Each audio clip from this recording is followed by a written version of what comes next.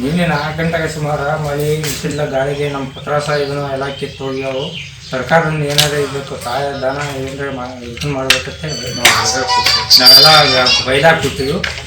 ಇದು ಮಾಡಿದ್ವಿ. ಗ್ರಾಮ ಪಂಚಾಯತಿ ವ್ಯಾಪ್ತಿಯ ಪಾಲ್ಕಿಮಣಿ ಗ್ರಾಮದ ತೋಟದ ಮನೆಯಲ್ಲಿ ನಮ್ಮ ಮಾವನವರಾದ ಇವರು ಚಂದ್ರಶೇಖರ್ ಪಾಟೀಲ್ 4 ಕುಟುಂಬಗಳು ವಾಸವಾಗಿದ್ದು 15 ವರ್ಷದಿಂದ ಇಲ್ಲೇ ಇದ್ದರು. ನಿನ್ನೆ ಸಿಡಿಲಬ್ಬರ ಮತ್ತು ಮಳೆಗಾಳಿಗೆ ಭಾರಿ ಮಳೆ ಬಿರುಗಾಳಿಗೆ ಮನೆಯ ಹಂಚು ಎಲ್ಲ ಕಿತ್ತು ನೆಲಸಮವಾಗಿದೆ. ಮನೆಯಲ್ಲಿ ಇರೋಕ್ಕೆ ಜಾಗ ಇಲ್ಲ ಅವ್ರಿಗೆ. ಅದರಲ್ಲಿ ಗೋಧಿ ಮತ್ತು ಜೋಳ ಅಡುಗೆ ಊಟ ಎಲ್ಲ ಏನೂ ಉಳಿದಿಲ್ಲ, ಎಲ್ಲ ನೀರಲ್ಲಿ ತೇಲ್ಕೊಂಡು ಹೋಗಿದೆ. ಮತ್ತು ಇದರ ನುಕ್ಸಾನ ಅಂದಾಜು ಒಂದು 7ರಿಂದ 8 ಲಕ್ಷ ರೂಪಾಯಿ ಆಗಿದೆ.